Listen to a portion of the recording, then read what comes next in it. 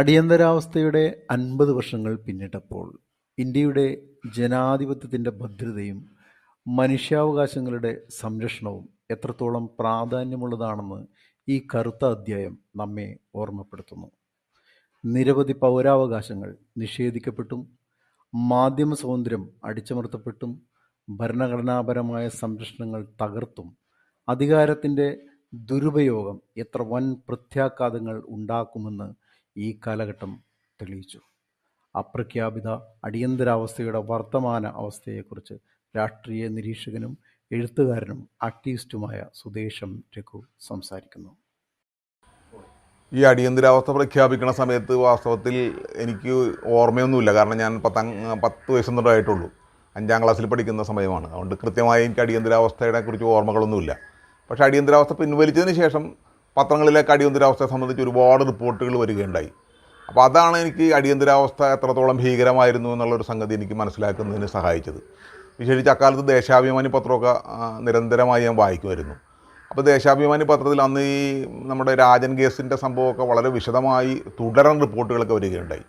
അങ്ങനെയാണ് ഞാനത് അടിയന്തരാവസ്ഥ എത്രത്തോളം ഭീകരമായിരുന്നു എന്ന കാര്യമൊക്കെ മനസ്സിലാക്കുന്നത്. കേരളത്തിൽ മാത്രമല്ല ഇന്ത്യയിലെമ്പാടും തന്നെ ഭയങ്കരമായ രീതിയിലുള്ള ഭരണകൂട അടിച്ചമർത്തൽ നടത്തിയ ഒരു സംഭവമായിരുന്നു അടിയന്തരാവസ്ഥ.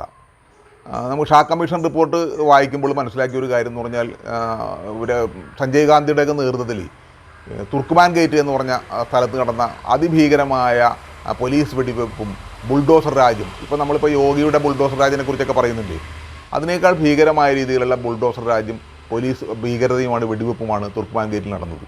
അത് ഷാ കമ്മീഷൻ റിപ്പോർട്ടാണ് പുറത്തു കൊണ്ടുവന്നത്. മാത്രവുമല്ല അവിടെയെല്ലാം കൊല്ലപ്പെട്ട ആളുകൾ ആരാണെന്ന് പരിശോധിച്ച് കഴിഞ്ഞാൽ ഏറ്റവും പാർശ്വവൽകൃതരായിട്ടുള്ള ഏറ്റവും പാവപ്പെട്ട മുസ്ലിങ്ങൾ ഉൾപ്പെടെയുള്ള ജനവിഭാഗങ്ങളാണ് ഈ അടിയന്തരാവസ്ഥയുടെ ഭീകരതയ്ക്ക് ഇരയായി തുർക്കുമാൻ ഗേറ്റിലെല്ലാം കൊല്ലപ്പെട്ടത്. ഏറ്റവും അടിച്ചമർത്തപ്പെടുന്ന ജനവിഭാഗങ്ങളാണ് പൊതുവിൽ ഭരണകൂടത്തിൻ്റെ ഭീകരതകൾക്ക് എപ്പോഴും അടിയന്തരാവസ്ഥ ഉള്ളപ്പോഴും ഇല്ലാത്തപ്പോഴും അനുഭവിക്കേണ്ടി വരുന്നത് എന്നുള്ള കാര്യം നമുക്കറിയാം. ഇപ്പോൾ പൊതുവെ നമ്മൾ പറയുന്നൊരു കാര്യമുണ്ട്. ഇപ്പോൾ വിശേഷിച്ചും BJP ഗവൺമെൻറ് അധികാരത്തിൽ വന്നതിന് ശേഷം, RSSൻ്റെ നേതൃത്വത്തിലുള്ള BJP ഗവൺമെൻറ് അധികാരത്തിൽ വന്നതിന് ശേഷം ഇവിടെ ഒരു അപ്രഖ്യാപിത അടിയന്തരാവസ്ഥയാണെന്ന് നമ്മളെല്ലാവരും പറയുന്നുണ്ട്.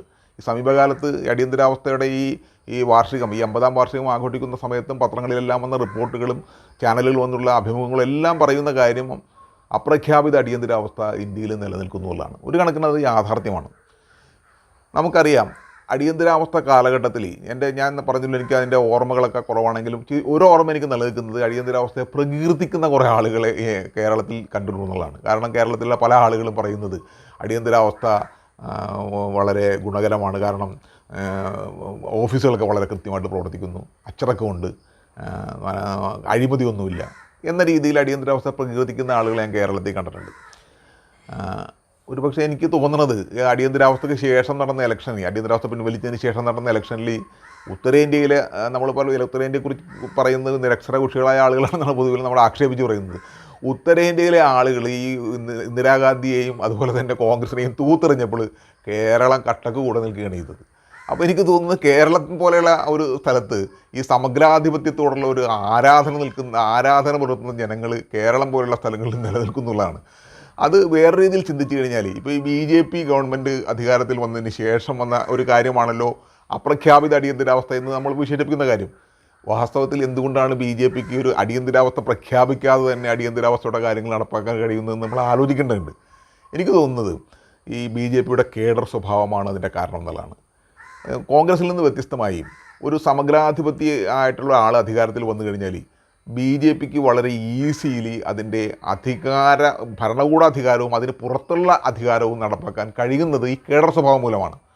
ഈ സ്വഭാവം CPMനും ഉണ്ടെന്നാണ് കാണുന്നത്. കാരണം CPM ഒരു കേഡർ പാർട്ടിയാണ്. CPM അധികാരത്തിൽ വന്നു കഴിഞ്ഞാൽ പോലും ഇതേമാതിരി തന്നെയുള്ള ഒരു അടിച്ചമർത്തൽ, ഭരണകൂടത്തിന് പുറത്ത് ജനങ്ങൾക്ക് നേരെയുള്ള അടിച്ചമർത്തൽ നടത്താനായിട്ട് CPMനും കഴിയും.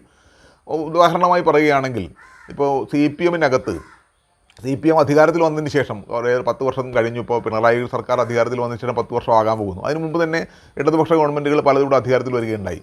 നമുക്ക് മനസ്സിലാക്കാവുന്ന കാര്യം ഇടതുപക്ഷത്തിലുള്ള പല നേതാക്കന്മാരും, CPMൻ്റെ നേതാക്കന്മാർ പല ആളുകളും അടിയന്തരാവസ്ഥയുടെ പീഡനങ്ങൾ അനുഭവിച്ച ആളുകളാണ്.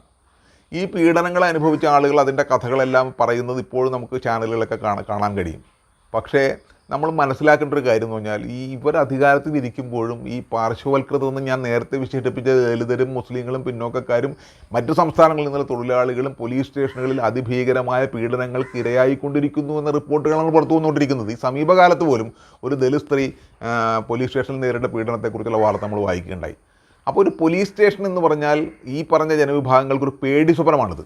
അപ്പോൾ അടിയന്തരാവസ്ഥ ഇല്ലാതെ പോലും അടിയന്തരാവസ്ഥയിലെ ഭീകരത അനുഭവിപ്പിക്കാൻ കഴിയുന്ന രീതിയിലുള്ള ഭരണകൂടങ്ങളായി പിൽക്കാല ഭരണകൂടങ്ങൾ മാറി എന്നുള്ളതാണ് ഇന്ന് കാണുന്ന ഏറ്റവും വലിയൊരു സങ്കടകരമായ ഒരു അവസ്ഥ എന്ന് പറയുന്നത്. മുൻകാലത്ത് ഒരു ഗവൺമെൻറ്റിന് അടിയന്തരാവസ്ഥ പ്രഖ്യാപിച്ച് ഭരണഘടനാപരമായ അവകാശങ്ങൾ നിഷേധിക്കേണ്ടി വന്നെങ്കിൽ ഇതൊന്നുമില്ലാതെ തന്നെ ഭരണകൂട സ്ഥാപനങ്ങളെ വരുതിയിലാക്കാനും മാധ്യമങ്ങളെ വരുതിയിലാക്കാനും അതുപോലെ തന്നെ പൗരാവകാശങ്ങൾ നിഷേധിക്കുവാനും എല്ലാം ഭരണകൂടങ്ങൾക്ക് കഴിയുന്നത് ഒരു പക്ഷേ ഞാൻ കരുതുന്നത് ഈ പാർട്ടികളുടെ കേഡർ സ്വഭാവം മൂലമാണെന്നുള്ളതാണ്. അപ്പോൾ കേഡർ സ്വഭാവം ഒരു ഏകാധിപത്യത്തിലേക്ക് പോകുന്നതിനും ജനാധിപത്യങ്ങളെ നിഷേധിക്കുന്നതിനും ഫാസിസം കൊണ്ടുവരുന്നതിനും അനുഗ്രഹമായിട്ടുള്ള ഒരു കാര്യമായിട്ടാണ് ഞാൻ കാണുന്നത്. കേഡർ സ്വഭാവം ഇല്ലാത്ത പാർട്ടികളെ സംബന്ധിച്ചിടത്തോളം അത് അത്രത്തോളം അപകടകരമല്ല. എങ്കിൽ പോലും നമ്മൾ പരിശോധിച്ച് കഴിഞ്ഞാൽ കോൺഗ്രസ് ആണ് ഇതിലൊരു മുഖ്യ പ്രതി. കാരണം അടിയന്തരാവസ്ഥ പ്രഖ്യാപനത്തിൻ്റെ മുഖ്യ ഉത്തരവാദിത്തത്തിൽ നിന്ന് കോൺഗ്രസിന് ഒരു കാരണവശാലും മാറാൻ കഴിയില്ല. കഴിഞ്ഞ ദിവസമാണ് രാഹുൽ ഗാന്ധി തൻ്റെ മുത്തച്ഛി ചെയ്ത ഈ അടിയന്തരാവസ്ഥ പ്രഖ്യാപനം ഒരു തെറ്റായിരുന്നുവെന്ന് തുറന്നു സമ്മതിച്ചത്.